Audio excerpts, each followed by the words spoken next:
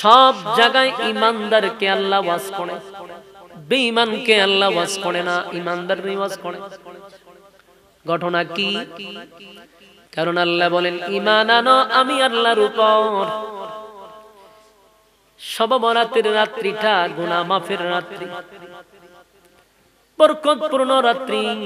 এই রাত্রে আল্লাহ রাব্বুল আলামিন প্রথম আসমানে এসে তার বান্দাদেরকে ডাকতে থাকে, কে আছো তোমরা গুনাহ মাফ করাইতে চাও? আমি আল্লাহর কাছে তোমরা চাও। আল্লাহ নিজেই তো প্রথম আসমানে আইসা নিজের বান্দাদেরকে নিজেই ডাকতে থাকে।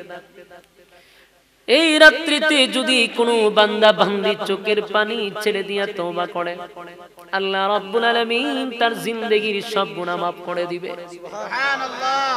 তবে মাফ করবে না যারা শিরিক করবে। শিরিক যারা করবে তাদের গুনাহ মাফ হবে না। মা বাবার অবাধ্য সন্তান যারা, তাদের তওবা কবুল হবে না। শিরিক আল্লাহর সঙ্গে যারা শরীক করছে এমন ব্যক্তি যদি তওবা করে কবুল হইব। মা বাবার অবাধ্য সন্তান, তাদের দোয়াও কিন্তু কবুল হবে না। 3 নাম্বার হলো যারা মানুষের হক নষ্ট করছে, তাদের দোয়াও কবুল হবে না। আত্মীয়তা বিচ্ছিন্নকারী, তাদের দোয়াও কিন্তু কবুল হবে না।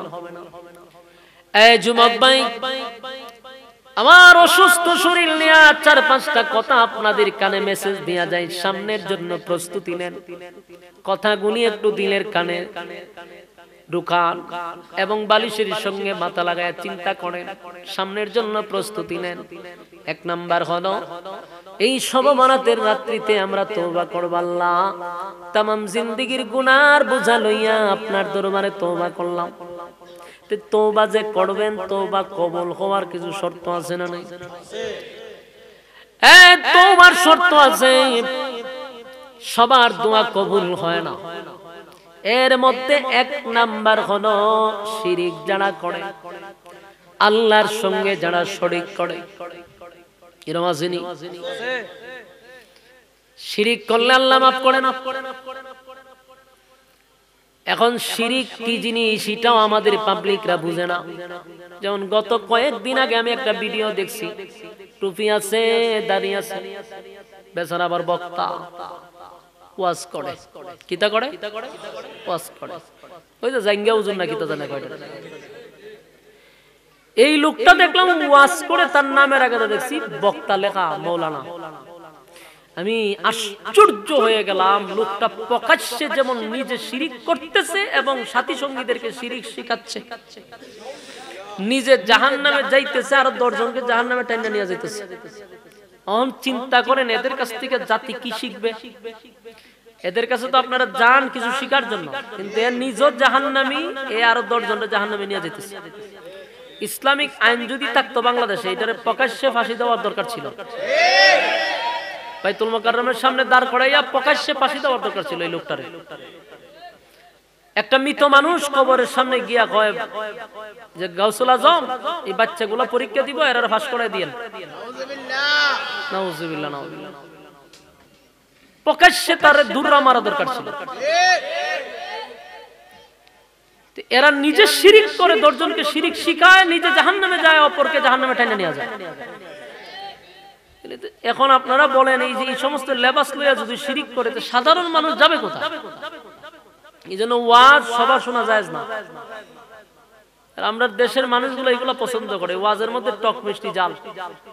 ওয়াজ বইছে কোরআন হাদিসে ওয়াজ করবে, আয়া গান শুরু করে, আয়া গান গায়। এখানে কতকান হোগানে কতকান হোগানতে ধরে হোগানতে কই যায়, কি করে না করে, হেরে যদি জিগায় বলে তুই কিতা ওয়াজ করস, তুই আয়াত তুললে কিতা ওয়াজ করস, কিতা তুই ওয়াজে নরে গান গাছ কেন, তুই ফাইজলামি করস কেন? আমাদের দেশে একটা তামস হয়ে গেছে। এই সমস্ত জাঙ্গিয়া হুজুরের মতো কয়েকটা লোক আছে, এদের ওয়াজে 1.5 ঘন্টা 1 ঘন্টা একটা আয়াত নাই, একটা হাদিস নাই। কাল্পনিক গল্প আর মানুষকে কিভাবে শিরিক করানো যায়, মানুষকে কিভাবে জাহান্নামে নেওয়া যায়, এই হলো তাদের মূল উদ্দেশ্য। আল্লাহ তাদের কাছ থেকে জাতিকে হেফাজত করুক, আমিন। বলুন, শবে বরাতের রাত্রিতে যে দোয়া করবেন অথবা যে কোনো তওবা, কথাই ইয়াদ রাখবেন, খালি শবে বরাত না, আপনি তওবা করবেন। তওবা শব্দের অর্থ কি? ফিরে আসা। তওবা শব্দের অর্থ কি? ফিরে আসা। কোথা থেকে? গুনাহ থেকে। তো গুনাহ থেকে ফিরে আসবেন, আয়েশা পরিপূর্ণভাবে আপনি এই সমস্ত যত আকাম কুকাম আছে যা জীবনে করছেন সবগুলোর থেকে বাইরে আসতে চাইতেছেন, ঠিক না? এখান থেকে যে বাইরে আসবেন এটা তো কবুল হইতে হবে। এর জন্য প্রথম নাম্বার শর্ত কি? প্রথম নাম্বার শর্ত হলো শিরিক করা যাবে না। শিরিক যদি করেন আপনার দোয়া কবুল হবে না। আপনি নতুন করে আবার কালেমা পড়ে ঈমান আনবেন, এরপর আপনি তওবা করেন। ঈমান আনতে হবে, আপনার ঈমান তো নাই। দুই নাম্বার হলো মা বাবার অবাধ্য হওয়া যাবে না। মা বাবার অবাধ্য সন্তান আছে না? মা বাবার অবাধ্য সন্তানের দোয়া কবুল হয় না। আমরা সমাজের পোলাপান সবচেয়ে বেশি মা বাবার অবাধ্য, ঠিক না? যুবক ভাইরা আমার, এক নাম্বার হলো শিরিক করা যাবে না। আল্লাহর সঙ্গে কাউকে শরীক করা যাবে না। আল্লাহ যা পারে এই জিনিসটা কোনো বান্দার সঙ্গে মেশানো যাবে না। আল্লাহ যা পারে তা অন্য কেউ পারবে এটা ভাবলেই শিরিক। কথা হয় না? কাফের হইতার সময় লাগবে। এক কথাগুলি মনোযোগ দেন। আল্লাহ বলেন আমার সমকক্ষ কেউ নাই, আমার কোনো শরীক নাই। আছে কোনো শরীক? কুল হুয়াল্লাহু আহাদ। নবী আপনি বলুন আমি একক অদ্বিতীয়, আমার কোনো শরীক নাই, কোনো ইলাহ নাই। আল্লাহুস সামাদ, আমি ওয়া মুকাফিকি, আমি কারো উপর ডিপেন্ড করি না। লাম ইয়ালিদ ওয়া লাম ইউলাদ, আমি আল্লাহ কারো কাছ থেকে জন্ম নেই নাই, কাউকে জন্ম দেই নাই। ওয়ালাম ইয়াকুল লাহু কুফুয়ান আহাদ, আমার সমকক্ষ আর কেউ নাই। তাহলে আল্লাহ যা পারে তা যদি অন্য কাউকে মনে করেন সেও পারে, এটার নামই শিরিক। যেমন জাইঙ্গা হুজুর চাইছে মাজার ওয়ালার কাছে যে আপনি তাদেরকে পরীক্ষায় পাস করায়া দেন। পাস করাইবার দায়িত্ব কার? দায়িত্ব দিছে কারে? মাজার ওয়ালারে। এখানে শিরিক দেখি। যুবক ভাই দিলের কান লাগায় শুনেন, দুই নাম্বার হলো মা বাবার অবাধ্য সন্তান যদি তওবা করেন, ওই রাত্রিতে মা বাবার অবাধ্য যত সন্তান আছে মা বাবার পায়ে ধরে মাপ চান আর বলেন মা বাবার কাছে মাপ চেয়ে বলেন আল্লাহ মা বাবার কাছে মাপ চাইছি, আপনার কাছে মাপ চাইছি, আমারে মাফ করে দেন। কিন্তু প্রথম কার কাছে মাপ চাইতে? মা বাবার কাছে।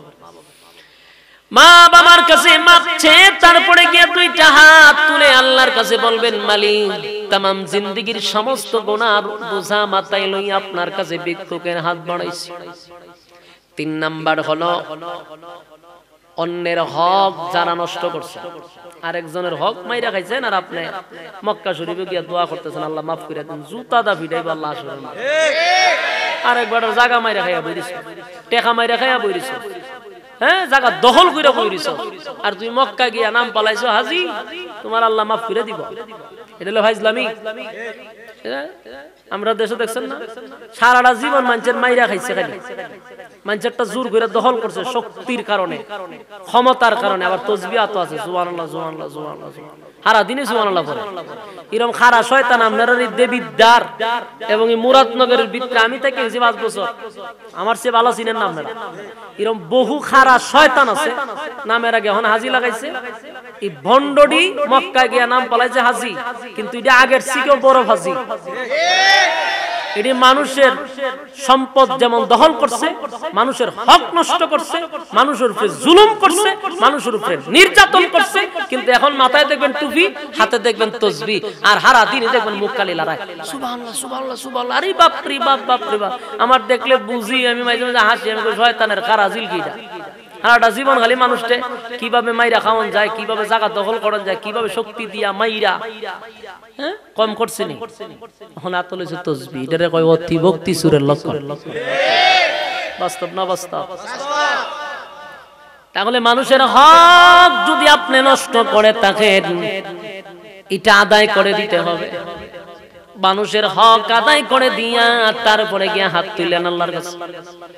এক নাম্বার শিরিক করা। কথা কইনা দি, আমার কথাটি মনে খুব বিরক্ত হইতাছে। এই কথা তিতা কথা তো হয়তো মজা লাগতো না, এটি মারাত্মক তিতা, কিন্তু এই কথাটাই যদি আপনি মানেন আল্লাহর কসম আপনার দোয়া কবুল হয়ে যাবে। এই কথা তো বলে বলবেন না আমার কথাটা একটু তিতা, আর আমার শরীর ভালো না তো এর লেগে একটু শরীর গুছানা উঠলে এমনি উঠতে যায়, শরীর দুর্বল যে। আপনারা কি আমার কথা কষ্ট পাইতেছে? কষ্ট পেলে মাফ চাই, কিন্তু কথাগুলো একটু মনোযোগ শুনলেন। তওবা কবুলের শর্ত আছে। আমরা অনেক সময় কই তুই দোয়া করি আল্লাহ কবুল করে না, কেমনে করবো? তুমি যা কাম করে বড়াই তো রাখছো। তওবা কবুলের শর্ত আছে না নাই? 1 নাম্বার শিরক যাবে না। 2 নাম্বার মাতা পিতা অবাধ্য সন্তান হইলে দোয়া কবুল হবে না। 3 নাম্বার মানুষের হক নষ্ট করা যাবে। 4 নাম্বার আত্মীয়তা সম্পর্ক বিচ্ছিন্ন করা যাবে না। আত্মীয়তা সম্পর্ক দূরে রাখুন লাগবে।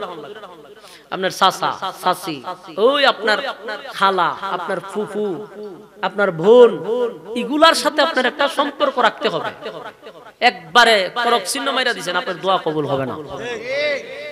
বুঝে নিয়েন, খালি তাসবিহ আর হাজি লাগাইলি চলবে না। আপনি তো জান্নাতের দরজা গন্তাছেন, ইয়া তো সহজ, কিন্তু আমার ইসলাম না। ইসলাম এত সহজ না। আপনি এগুলো আগে পূরণ করেন, পূরণ করে আপনার দোয়া করেন, 100% দোয়া কবুল হবে। হালাল খাদ্য খাইতে হবে। কি খাইতে হবে? হারাম খাইয়া ফেড একটা বাম্পার স্টিক মার্কা বানাইছে, হ্যাঁ, জনমের খাওন খাইছে, দোয়া কেমনে কবুল হইতো? বাস্তব না বাস্তব? এই সবক বরাত